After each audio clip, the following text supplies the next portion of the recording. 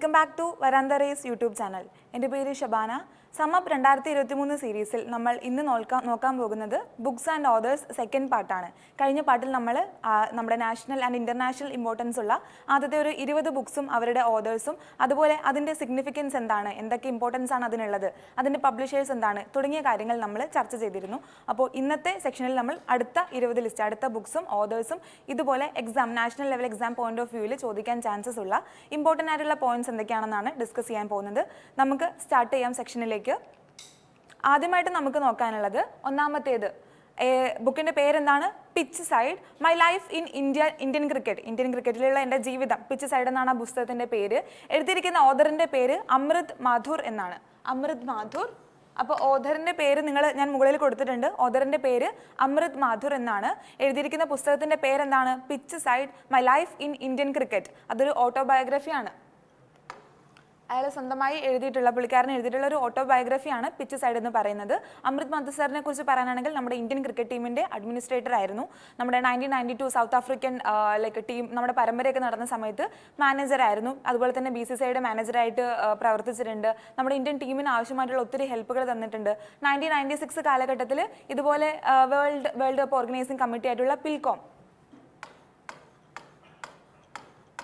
പിൽകോം എന്ന് പറയുന്ന world cup organising committee ആയിരുന്നു നമ്മുടെ ആ ഒരു കമ്മിറ്റിയിൽ ഇന്ത്യയെ റെപ്രസെൻ്റ് ചെയ്തുകൊണ്ട് അദ്ദേഹം പ്രതിനിധിയായിട്ട് പങ്കെടുത്തിരുന്നു. അങ്ങനെ ഒത്തിരി കാര്യങ്ങൾ നമ്മുടെ ഇന്ത്യൻ ക്രിക്കറ്റ് ടീമിന് ആവശ്യമായിട്ടുള്ള ഇൻസ്ട്രക്ഷൻസും അതുപോലെ തന്നെ മോറൽ സപ്പോർട്ടും തുടങ്ങിയ ഒത്തിരി കാര്യങ്ങൾ അദ്ദേഹത്തിൻ്റെ കരിയറിൽ അദ്ദേഹം നൽകിയിട്ടുണ്ട്. അപ്പോൾ അതിനെല്ലാം ഉൾക്കൊള്ളിച്ചുകൊണ്ട് ഇതുപോലെ പിച്ച് സൈഡ്, അതായത് ഇതിന് പുറമേയുള്ള അല്ലെങ്കിൽ ആ കളികൾക്ക് ടെസ്റ്റ് പരമ്പരകൾ നമ്മൾ കാണുന്ന കളികൾക്ക് പുറമെ അദ്ദേഹം അനുഭവിച്ചിട്ടുള്ള അദ്ദേഹത്തിൻ്റെ എക്സ്പീരിയൻസുകളാണ് ഈ ഒരു പുസ്തകത്തിൽ അദ്ദേഹം എഴുതിയിട്ടുള്ളത്. അപ്പോൾ ഈ ഒരു പുസ്തകം പഠിക്കുന്നതിന് വേണ്ടിയിട്ടുള്ള ഒരു കോഡ് എന്ന് പറയുന്നത്, നമ്മൾ ഇന്ത്യൻ ക്രിക്കറ്റ് കളിച്ച് നമ്മൾ കളിച്ച് ഒത്തിരി വയ്യാതാവുമല്ലോ, ഒത്തിരി ക്ഷീണിച്ച് നിൽക്കുന്ന സമയത്ത് നമ്മുടെ ഇന്ത്യൻ ക്രിക്കറ്റ് ടീമിൻ്റെ ഒരു എനർജിയുടെ മെയിൻ സോഴ്സ് എന്ന് പറയുന്നത് എന്താണ്?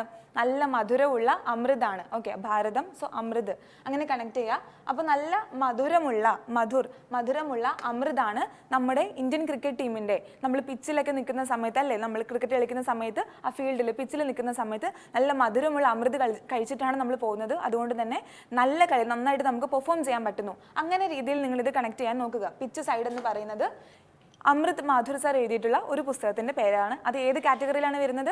ഓട്ടോബയോഗ്രഫി എന്ന് പറയുന്ന കാറ്റഗറിയിലാണ്. അപ്പോൾ പറയുന്ന ഇമ്പോർട്ടൻ്റ് ആയിട്ട് ബുക്സിൻ്റെ ഞാൻ കാറ്റഗറി പറയുന്നുണ്ട്. അത് നോവലാണോ, ഷോർട്ട് സ്റ്റോറി ആണോ, അതുപോലെ ഓട്ടോബയോഗ്രഫി ആണോ, പോയം കളക്ഷൻസ് ആണോ എന്നുള്ളത്. അതുകൂടെ നിങ്ങൾ നോട്ട് ചെയ്ത് ഒരുമിച്ച് പഠിച്ചു പോവുക. രണ്ടാമത്തെ നമുക്ക് ബുക്ക് നോക്കാനുള്ളത് എന്താ? W.V. രാമൻ ആൻഡ് അതുപോലെ തന്നെ R. കൗശിക്, രണ്ടുപേര് ചേർന്ന് എഴുതിയിട്ടുള്ള ഒരു പുസ്തകമാണ്. ആ പുസ്തകത്തിൻ്റെ പേരെന്താണ്? The Lords of Wankhede tales between two titles അല്ലേ. The Lords of Wankhede tales between two titles, രണ്ട് ടൈറ്റിലുകൾ തമ്മിൽ ഇടയിലുള്ള കഥകളാണ് പറയുന്നത്. അപ്പോൾ അത് ഏതൊക്കെ രണ്ട് ടൈറ്റിൽസ് ആയിരിക്കും? നമ്മുടെ ഇന്ത്യൻ ടീം ജയിച്ചിട്ടുള്ള, അതായത് വൺ ഡേ ക്രിക്കറ്റ് മാച്ചിൽ നമുക്ക് വേൾഡ് കപ്പ് കിട്ടിയിട്ടുള്ള 2 വർഷമുണ്ട്. 1983 അതുപോലെ തന്നെ 2011 അല്ലേ. 1983 2011 ഈ 2 വർഷങ്ങളിലാണ് നമുക്ക് വളരെ ഫേമസ് ആയിട്ടുള്ള, നമുക്ക് എല്ലാവർക്കും അഭിമാനിക്കാൻ പറ്റുന്ന രീതിയിലുള്ള 2 ടൈറ്റിലുകൾ നമുക്ക് സ്വന്തമായത്. ODI വേൾഡ് കപ്പ് നമ്മൾ ജയിച്ചത്. അപ്പോൾ ഈ 1983 തൊട്ടിട്ട് 2011 വരെ ഇന്ത്യൻ ടീം പോയിട്ടുള്ള ഇന്ത്യയുടെ എല്ലാവരും, ഇൻക്ലൂഡിങ് പ്ലെയേഴ്സ് മാത്രമല്ല, ഇതുപോലെ കോച്ച്, അസിസ്റ്റന്റ്, അതിൽ വരുന്ന എല്ലാവരും കടന്നു പോയിട്ടുള്ള ഒരു ജേർണി അല്ലെങ്കിൽ നമ്മുടെ അപ്സ് ആൻഡ് ഡൗൺസിനെയൊക്കെ വിശദീകരിച്ച് എഴുതിയിട്ടുള്ള ഒരു പുസ്തകമാണ് the Lords of Wankhede tales between two titles എന്ന് പറയുന്ന പുസ്തകം. W.V. രാമൻ എന്ന് പറയുന്നത് നമ്മുടെ ഫോമർ ഇന്ത്യൻ ക്രിക്കറ്റ് പ്ലെയർ ആണ്. അതുപോലെ R. കൗശിക് എന്ന് പറയുന്നത് സർ ഒരു ജേർണലിസ്റ്റ് ആണ്, സ്പോർട്സ് ജേർണലിസ്റ്റ് ആണ്. അപ്പോൾ അദ്ദേഹം ഇതുപോലെ സ്പോർട്സുമായി റിലേറ്റഡ് ആയിട്ടുള്ള പുസ്തകങ്ങളും കാര്യങ്ങളൊക്കെ എഴുതുന്ന ഒരാൾ കൂടിയാണ്. അപ്പോൾ ഇത് നിങ്ങൾ എങ്ങനെ പഠിക്കുക, മെമ്മറിയിൽ എങ്ങനെ ഇതൊന്ന് സ്ട്രൈക്ക് ചെയ്ത് വെക്കുന്നത് എങ്ങനെയാണ്? അപ്പോൾ 2 ഓതേഴ്സാണ് നമുക്കുള്ളത്, W.V. രാമൻ ആൻഡ് കൗശിക്. അതുപോലെ പുസ്തകത്തിൻ്റെ പേര് ദ ലോർഡ്സ് ഓഫ് വാങ്കഡെ എന്നുള്ളതാണ്. അപ്പോൾ നമുക്കറിയാം രാമ എന്ന് പറയുന്നത് എന്താ? നമ്മുടെ ഭഗവാനായിട്ടാണ് നമ്മൾ കണക്കാക്കുന്നത്. ലോർഡ്. അപ്പോൾ ലോർഡ് രാമ ആൻഡ് കൗശിക് എന്ന് പറയുന്ന ആ ഒരു വാക്കിൽ നിന്ന് കാശി അങ്ങനെ കിട്ടുമല്ലോ. അല്ലെങ്കിൽ ഇത് രണ്ടും കണക്ട് ചെയ്താൽ തന്നെ നിങ്ങൾക്ക് ഓപ്ഷനിൽ നിന്ന് മാർക്ക് ചെയ്യാവുന്നതേ ഉള്ളൂ, എല്ലാം കണക്ട് ചെയ്യണമെന്നില്ല. അപ്പോൾ രാമൻ ആൻഡ് ലോർഡ് രാമ അങ്ങനെ ഓർത്ത് വെച്ചാൽ മതി. അല്ലെങ്കിൽ കൗശിക് അല്ലെങ്കിൽ കാശി എന്നുള്ള രീതിയിൽ അതും കൂടി ഒന്ന് കണക്ട് ചെയ്തിട്ട് ഓർക്കുകയാണെങ്കിൽ പെട്ടെന്ന് ഒരു 4 ഓപ്ഷൻസ് തന്നിട്ടുണ്ടെങ്കിൽ അതിൽ നിന്നും പെട്ടെന്ന് നമുക്ക് ആൻസർ ടിക്ക് ചെയ്യാൻ പറ്റുന്നതായിരിക്കും. അടുത്തതിലേക്ക് പോവാണ്. മൂന്നാമതായിട്ട് നമുക്ക് നോക്കാനുള്ളത് വേറൊരു ഓട്ടോബയോഗ്രഫിയാണ്. അപ്പോൾ ആദ്യം നമ്മളൊരു ഓട്ടോബയോഗ്രഫി നമ്മൾ ഡിസ്കസ് ചെയ്തിരുന്നു. അതുപോലെ തന്നെ ജയ്ദീപ് മുഖർജി എന്ന് പറയുന്ന സർ എഴുതിയിട്ടുള്ള ഒരു പുസ്തകമാണ് ക്രോസ് കോർട്ട് എന്ന് പറയുന്നത്. Cross court. അപ്പോൾ ജയ്ദീപ് മുഖർജി എന്ന് പറയുന്നത് ഒരു ടെന്നീസ് പ്ലെയർ ആണ്. ടെന്നീസ് കളിക്കുന്ന ഒരു വളരെ ഫേമസ് ആയിട്ടുള്ള ഒരു ടെന്നീസ് പ്ലെയർ ആണ് ജയ്ദീപ് മുഖർജി എന്ന് പറയുന്നത്. അപ്പോൾ അദ്ദേഹത്തിൻ്റെ പുസ്തകത്തിൻ്റെ ഓട്ടോബയോഗ്രഫിയാണ് ക്രോസ് കോർട്ട്. ഇതുപോലെ അദ്ദേഹത്തിൻ്റെ ജേണി, ലൈഫിലെ ജേണി, എങ്ങനെ ഒത്തിരി സ്ട്രഗിൾസ് എല്ലാവരും ഇപ്പോൾ ഫേമസ് ആയിട്ട് നമ്മൾ ഇന്നത്തെ കാലത്ത് ഫേമസ് ആയിട്ട് ഒരു പേഴ്സണെ കാണുമ്പോൾ ഓക്കെ ഇവർ ഇത്രയും അച്ചീവ് ചെയ്തു എന്നൊക്കെ പറയുമെങ്കിലും അവർ കടന്നു പോയിട്ടുള്ള സ്ട്രഗിൾസ് അവർക്ക് മാത്രമേ അറിയത്തുള്ളൂ. ഇതുപോലെ ഓരോ അവസരങ്ങൾക്ക് വേണ്ടി, ഓപ്പർച്യൂണിറ്റീസിന് വേണ്ടി, അല്ലെങ്കിൽ ലൈഫിലുള്ള ഒത്തിരി സ്ട്രഗിൾസ് അവരതിലൂടെ കടന്നു പോയിട്ടുണ്ടാവും അല്ലേ. അപ്പോൾ അങ്ങനെ അദ്ദേഹത്തിൻ്റെ ജേണി, ലൈഫിൻ്റെ ആ ഒരു ജേണിയാണ് അദ്ദേഹം ഈ ഒരു പുസ്തകത്തിൽ പറയുന്നത് ഓട്ടോബയോഗ്രഫി ആയിട്ട്. അപ്പോൾ ഇതിൽ 2 വാക്ക് വരുന്നുണ്ട്, ക്രോസ് കോർട്ട്. അപ്പോൾ അതിൽ നിന്ന് കോർട്ട് എന്നുള്ള ഒരു, കോർട്ട് എന്ന് പറഞ്ഞാൽ കോടതി, ആ ഒരു വാക്കാണ് എടുക്കുന്നത്, കോർട്ട് എന്നുള്ള വാക്ക്. അപ്പോൾ കോർട്ടിൽ നമ്മൾ എപ്പോഴും നമ്മൾ എന്താ പറയുന്നത്, സത്യം, അതായത് വളരെ ജെന്യൂൻ ആയിട്ട് സത്യം പറഞ്ഞിട്ടുണ്ടെങ്കിൽ നമ്മളിപ്പോഴും ജയിക്കും. അല്ലെങ്കിൽ കോർട്ട് ആൻഡ് ജയ്, ഓക്കെ, സക്സസ് അല്ലെങ്കിൽ ജയിക്കുക, കോർട്ട്, കോടതിയിൽ സത്യം പറഞ്ഞാൽ ജയിക്കുന്നു, നന്നായി വാദിച്ച് നന്നായിട്ട് എന്താ പറയുക സത്യങ്ങൾ നമ്മൾ പ്രസൻറ്റ് ചെയ്തിട്ടുണ്ടെങ്കിൽ ഇതുപോലെ ജയിക്കും. അപ്പോൾ ആ കോർട്ടും ജയ്, ആ 2 വാക്കുകളും കൂടി നിങ്ങളൊന്ന് കണക്ട് ചെയ്യാൻ പറ്റുകയാണെങ്കിൽ ഈ ഒരു ബുക്കും അതുപോലെ തന്നെ അതിൻ്റെ ഓതറും നിങ്ങൾക്ക് മെമ്മറിയിൽ സ്റ്റോർ ചെയ്യാൻ പറ്റുന്നതായിരിക്കും. അപ്പോൾ ക്രോസ് കോർട്ട് എന്ന് പറയുന്നത് ഒരു ഓട്ടോബയോഗ്രഫിയാണ്. അപ്പോൾ എത്ര ക്വസ്റ്റ്യൻസ് അതിൽ നിന്ന് വരുന്നത്? ചിലപ്പോൾ മേ ബി ഡയറക്റ്റ് ആയിട്ട് ബുക്ക് അതിൻ്റെ ഓതർ ഏതാണെന്ന് ചോദിക്കാം. ഓതർ തന്നിട്ട് അദ്ദേഹം എഴുതിയിരിക്കുന്ന, അല്ലെങ്കിൽ ആ ഒരു ആൾ ആരാണോ അദ്ദേഹം എഴുതിയിരിക്കുന്ന പുസ്തകത്തിൻ്റെ പേരെന്താണെന്ന് ചോദിക്കാം. അല്ലെങ്കിൽ ആ ഒരു ബുക്ക് ഏത് കാറ്റഗറിയിൽ വരുന്നു, അത് നോവലാണോ ഷോർട്ട് സ്റ്റോറി ആണോ, അങ്ങനെയും ചോദിക്കാം. അപ്പോൾ ക്രോസ് കോർട്ട് എന്ന് പറയുന്നത് ഡെഫിനറ്റ് ആയിട്ടും ഒരു ഓട്ടോബയോഗ്രഫിയാണ് എഴുതിയിരിക്കുന്നത്. ജയ്ദീപ് മുഖർജി, അതുപോലെ തന്നെ പുള്ളിക്കാരൻ എന്താണ്, ഒരു ടെന്നീസ് പ്ലെയർ ആണ്. അപ്പോൾ അതുകൂടെ ആ ഒരു അസോസിയേഷൻ കൂടെ നിങ്ങളൊന്ന് ഓർത്ത് വയ്ക്കുക, ടെന്നീസ് പ്ലെയർ ആണ്. 4ാമത്തെ പുസ്തകത്തിലേക്ക് പോകുന്നു. 4ാമത്തെ പുസ്തകം നമ്മുടെ ഡേവിഡ് ഹാദിമാൻ എഴുതിയിരിക്കുന്ന ഒരു പുസ്തകം. ഹാദിമാൻ എഴുതിയിരിക്കുന്ന പുസ്തകത്തിന്റെ പേരെന്താണ്? Non cooperation in India. Non corporation എന്ന് പറയുന്നത് എന്താ? നിസ്സഹകരണ പ്രസ്ഥാനം അല്ലേ, നിസ്സഹകരണ പ്രസ്ഥാനം. Non violent strategy and protest 1922. നമുക്കറിയാം 1922 കാലഘട്ടത്തിലാണ് ഇതുപോലെ നമുക്ക് സ്വാതന്ത്ര്യം കിട്ടുന്നതിന് വേണ്ടി ഫ്രീഡം സ്ട്രഗിൾസ് അതിൻ്റെയൊക്കെ ഒരു തുടക്കം തുടങ്ങുന്നത് അല്ലേ. അതിൻ്റെ മഹാത്മാഗാന്ധി ഇതുപോലെ മുന്നിൽ നിന്ന് നയിച്ചുകൊണ്ട് നമ്മുടെ നിസ്സഹകരണ പ്രസ്ഥാനമൊക്കെ ആരംഭിച്ച ഒരു വർഷമാണ് ഈ 1922 എന്ന് പറയുന്ന ഒരു കാലഘട്ടം. അപ്പോൾ നോൺ കോപ്പറേഷൻ ഇൻ ഇന്ത്യ, ഈ നിസ്സഹകരണ പ്രസ്ഥാനം നമ്മൾ പോയിട്ടുള്ള ഏതൊക്കെ സ്ട്രഗിൾസിലൂടെയാണ്, ഏതൊക്കെ ഘട്ടങ്ങളിലൂടെ നമ്മൾ പോയി തുടങ്ങിയ കാര്യങ്ങളാണ് ഡേവിഡ് ഹാദിമാൻ സാർ ഈ ഒരു പുസ്തകത്തിൽ പ്രതിപാദിക്കുന്നത്. ഡേവിഡ് ഹാദിമാൻ എന്ന് പറയുന്നത് വളരെ ഫേമസ് ആയിട്ടുള്ള ഒരു ഹിസ്റ്റോറിയനാണ്, ചരിത്രകാരനാണ്, ഹിസ്റ്റോറിയനാണ്.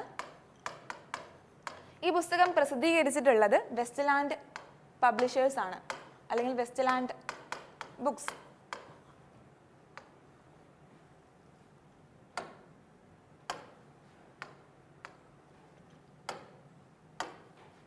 ഓക്കെ, വെസ്റ്റ്ലാൻഡ് പബ്ലിഷേഴ്സ് ആണ് ഈ ഒരു പുസ്തകം പബ്ലിഷ് ചെയ്തിരിക്കുന്ന കമ്പനി അല്ലെങ്കിൽ ഓർഗനൈസേഷൻ എന്ന് പറയുന്നത്. അതുപോലെ തന്നെ ഡേവിഡ് ഹാദിമാൻ സാറിനെ കുറിച്ച് ഒരു എക്സ്ട്രാ ഒരു പോയിന്റ് കൂടി പറയാനാണെങ്കിൽ സബോൾട്ടേൺ ഗ്രൂപ്പിൻ്റെ വൺ ഓഫ് ദി ഫൗണ്ടിങ് മെമ്പറാണ്. സബോൾട്ടേൺ ഗ്രൂപ്പിൻ്റെ വൺ ഓഫ് ദി ഫൗണ്ടിങ് മെമ്പറാണ് നമ്മുടെ ഡേവിഡ് ഹാദിമാൻ എന്ന് പറയുന്ന സാർ. ഓക്കെ, അപ്പോൾ നിങ്ങൾ ഇത് പഠിക്കുന്ന സമയത്ത്, അപ്പോൾ ബുക്കും ഓതറുമാണ് നമ്മൾ പഠിക്കുന്നത് എങ്കിൽ കൂടെ നിങ്ങൾ എന്ത് ചെയ്യുക, ഇതിനോടൊപ്പം തന്നെ ആ ഒരു നോൺ കോപ്പറേഷൻ മൂവ്മെൻറ്റ് അല്ലെങ്കിൽ നിസ്സഹകരണ പ്രസ്ഥാനം എന്താണെന്ന് കൂടെ, അതിൻ്റെ ഇമ്പോർട്ടൻ്റ് ആയിട്ടുള്ള ഇയേഴ്സ്, ഏതൊക്കെ ആളുകളാണ് വരുന്നത് തുടങ്ങിയ കാര്യങ്ങളും നിങ്ങൾ ഇതിലൂടെ ഒരുമിച്ച് പഠിച്ചു പോവുക. അപ്പോൾ ഈ പോയിന്റ്സ് നോട്ട് ചെയ്തെടുക്കുക. ഹിസ്റ്റോറിയൻ ആയിരുന്നു, വെസ്റ്റ്ലാൻഡ് പബ്ലിഷേഴ്സ് ആണ് ബുക്ക് പബ്ലിഷ് ചെയ്തിട്ടുള്ളത്.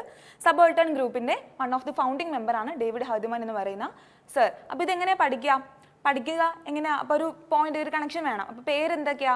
ഡേവിഡ് ഹാദിമാൻ, 2 പേരുകൾ കമ്പൈൻ ചെയ്തിട്ടാണ് വരുന്നത്. ഡേവിഡ് ഹാദിമാൻ, അതിൽ നിന്ന് ഈ ഒരു വാക്ക് എടുക്കുന്നു, ഹാർഡ് അല്ലേ. അപ്പോൾ ഫ്രീഡം സ്ട്രഗിൾ, സ്വാതന്ത്ര്യത്തിന് വേണ്ടി നമ്മൾ നമ്മൾ കടന്നു പോയിട്ടുള്ള വഴികൾ എന്ന് പറയുന്നത് തീർച്ചയായിട്ടും ഏതൊരു ഇന്ത്യൻസിനും വളരെയധികം ബുദ്ധിമുട്ടുള്ള, വളരെയധികം കഷ്ടപ്പാടുള്ള, വളരെ ഹാർഡ് ആയിട്ടുള്ള ഒരു കാര്യമാണ് അല്ലേ. അപ്പോൾ നോൺ കോപ്പറേഷൻ, സഹകരണ പ്രസ്ഥാനം എന്ന് പറയുന്നത് തീർച്ചയായും നമ്മളെ സംബന്ധിച്ചിടത്തോളം വളരെ ഹാർഡ് ആയിട്ടുള്ള ഒരു കാര്യമായിരുന്നു. അപ്പോൾ നോൺ കോപ്പറേഷൻ എന്ന് പറയുന്നത് ഹാർഡ് ആയിട്ടുള്ള ഒരു കാര്യമായിരുന്നു അല്ലേ. ഒരുപാട് നമ്മൾ കഷ്ടതകൾ സഹിച്ചിട്ടുണ്ട്. അപ്പോൾ അതങ്ങനെ നിങ്ങൾ കണക്ട് ചെയ്യാൻ ശ്രമിക്കണം. അപ്പോൾ ഇതായിരുന്നു നമ്മുടെ 4ാമത്തെ പുസ്തകം. അടുത്തതിലേക്ക് പോവുകയാണ്. അടുത്തത് നമുക്ക് നോക്കാനുള്ളത് റാം മാധവ് എന്ന് പറയുന്ന ഓഥർ എഴുതിയിട്ടുള്ള ഒരു പുസ്തകമാണ് പാർട്ടീഷൻഡ് ഫ്രീഡം. അപ്പോൾ ഇന്ന് നമ്മൾ നോക്കുന്ന കൂടുതൽ ബുക്കുകൾ ഇതുപോലെ ഹിസ്റ്ററിയുമായിട്ട് ഇന്റർകണക്ട് ചെയ്തിട്ടുള്ള, അല്ലെങ്കിൽ പൊളിറ്റിക്സ് ആയിട്ട് ഇന്റർകണക്ട് ചെയ്തിട്ടുള്ള, അല്ലെങ്കിൽ എക്കണോമിക്സ് ആയിട്ട് ഇന്റർകണക്ട് ചെയ്തിട്ടുള്ള പുസ്തകങ്ങളായിരിക്കും കൂടുതൽ നോക്കുന്നുണ്ടാവുക.